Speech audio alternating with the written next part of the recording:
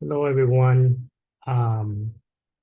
This week I'm gonna talk to my wife about discrimination. So, you ready? No, I'm ready to hear all about discrimination. Okay. So, Title 7 of the Civil Rights Act. This is the most important anti-discrimination law. It was published in 1964 and forbids discrimination, forbids discrimination based on race, color, religion, etc.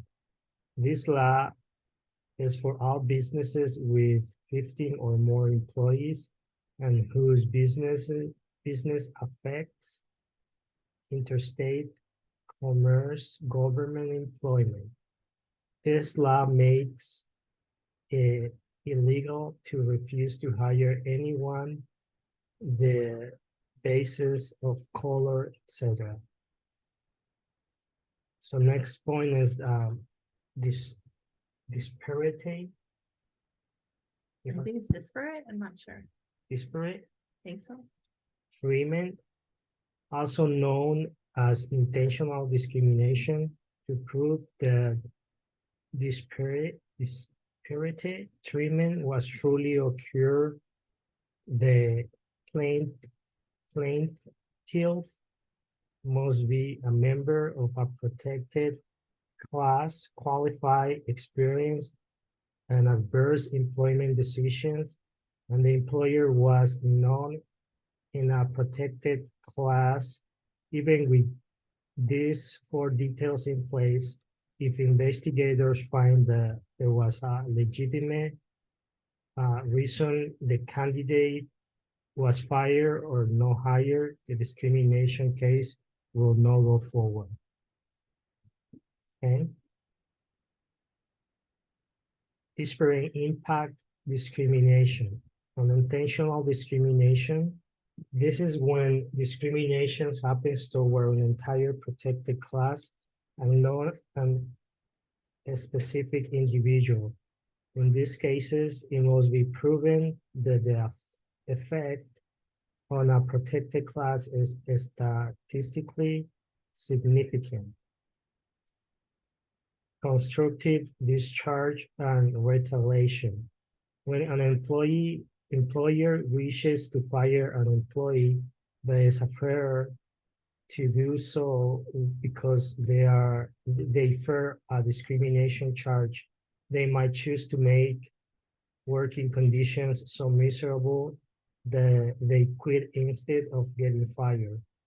Really, retaliation might happen when an employee speak out about discrimination and management punish, punishes punishes them to dissuade future complaints.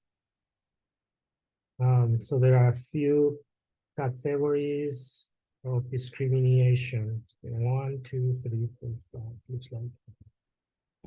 Number 1 is race, color, and national origin.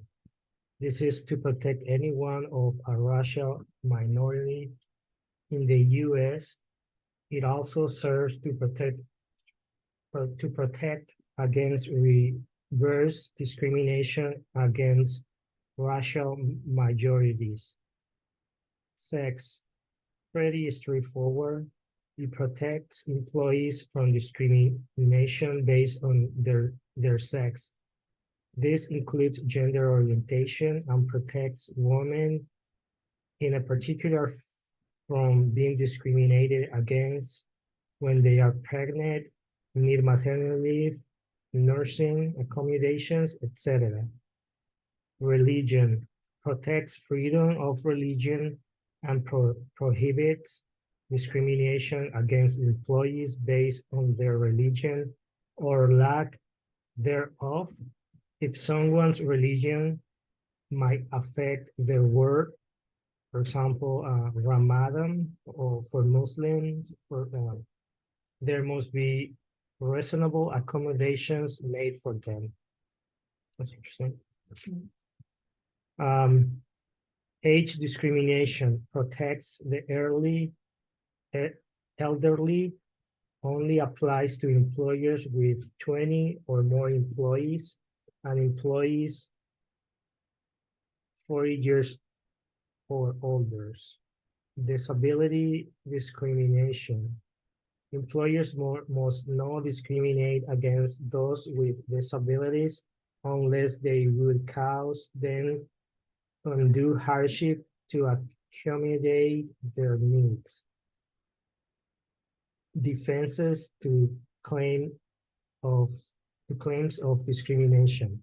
If an employee can justify discrimination due to undue hardship, the inability to accommodate for certain needs, a need for employees to speak a certain language, etc., they can often get out of discrimination charges. Additionally, if they have specific qualifications that an employee must meet in order to be employed that are bona fide, they might use this as defense against discrimination charges. So my personal takeaways from this is there are many protections against discrimination in the United States. It is important to be considerate when making employment decisions and keep personal bias out of the picture. As an employee, it is important to be aware of one's rights and what is and is not okay for an employer to do. So that's all I want to share today.